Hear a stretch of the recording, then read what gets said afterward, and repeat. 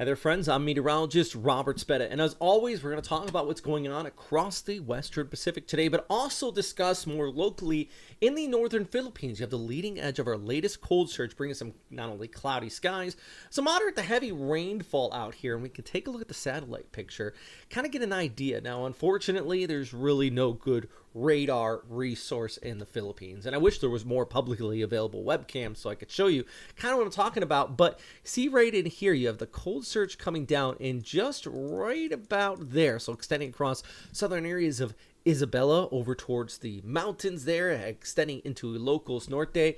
I've been looking at some pretty decent scattered showers. Now, this is the leading edge of our next cold surge. Now, for a little bit further towards the south, of course, you have the easterlies also bringing showers across parts of Mindanao, over towards Cebu, and also into places like Leyte and Samar. But I think more so for farmers across northern Luzon, this is some unsettled conditions. And as I mentioned, classic cold surge setup. In fact, this fantastic graphic from Will Weaver here, that is from Pacific Typhoon Season on Facebook. Make sure you check him out.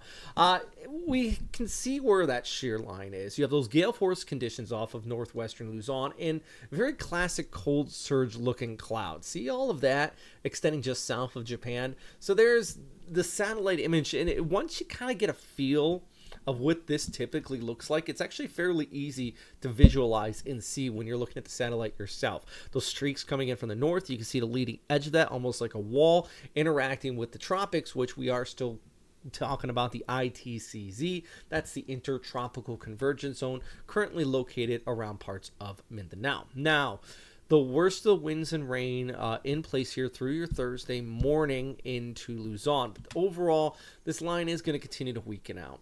And generally, the winds will pick up a little bit further towards the south, too. We're talking about parts of southern Luzon over towards Cebu.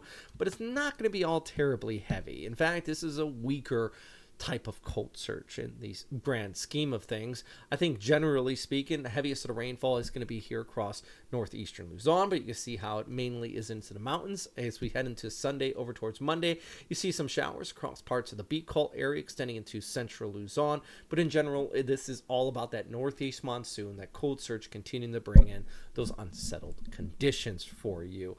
Meanwhile, I do want to kind of look at the rainfall accumulation. You see what I'm talking about here with parts of northern Luzon. It's talking about Cagayan into Isabela, but just south of that line right in there, you're not getting a terrible high amount of rainfall outside of our coastal areas. Now, separately, I am going to talk about Mindanao, and we're going to touch more on this here in just a second, because I mentioned earlier, you are dealing with the easterlies. Now, it's not the most unsettled of conditions. In fact, I think for most people, it's probably going to be dry. But as we go ahead through Friday, Saturday, and into Sunday, there is still that chance of some isolated afternoon showers, mainly because you're continuing to deal with that easterly flow. But for Friday, still cloudy skies, still that chance of rainfall across parts of Region 2, albeit I think the heaviest is still going to be here through your Thursday morning. Now, I did mention the easterlies, and we're going to continue to track this down here, because this time of year, if you were ever going to get a tropical system in January, it would be that far south. It would be within the Intertropical Convergence Zone. And there's my little assistant right there. Hey, Tamoy. Yeah, I'm going to put you down there, buddy. So it would be within the Intertropical Convergence Zone. I record these updates, by the way, kind of like they're live. I try my best to put it all in one recording, giving you the information as I see it and as I analyze it so I can get it the quickest out to you. Occasionally, the cat jumps in here. You're a good cat, though. All right, so taking a look at the waves, we got that northeasterly flow, which is going to continue to dominate. And you see on the southern extent of that, that's really the only place where you have a lack of shear for possible development.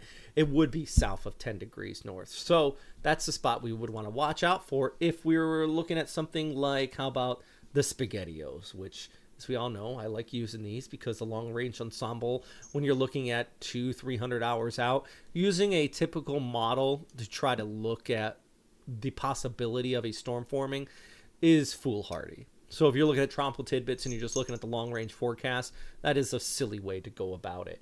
But if you take a look at the ECMWF and the GFS SpaghettiOs, there goes the cat again, you can get an idea of the long-range possibilities. And really, the ECMWF only 300 hours out. It's putting this one little circle here. it's not much to really get your hopes up for, and it's not much to really be concerned about whatsoever. So I continue to stand by the likelihood of tropical system being next to nothing. I know Pegasa has put out their statement saying, oh, there's a possibility of one storm in the month of January, and that's based on climate. And make sure you remember that that's based on climate. But I think as far as in reality, the chance of something developing, it's on the exceptional low side. So, yeah. We're going to continue to track it, though, of course, as always. Hey, if you have any questions, though, please let me know in the comment section down below. If you want to support this channel, check out our Patreon.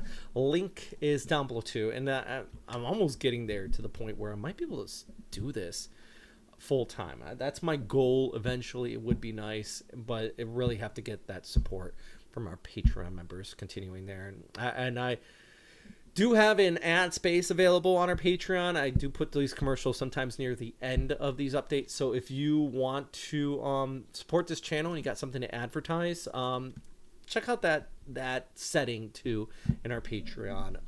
It's, you know, we've been using Front Runner Financial. A couple surf resorts have also worked with us too, things like that. So yeah, I'll keep posted though, and if you guys want to continue to track the tropics with me on my social media, never really got engaged on TikTok, by the way. I have one, but so don't worry about if I'm posting stuff there if that gets shut down in the United States. But I very active on Facebook, I know, but I think it's because in the Philippines used to be free for some carriers to just access Facebook, and grew a big following there. So I'm still pretty active on Facebook if you guys want to check me out there. If you're watching this, of course, on YouTube.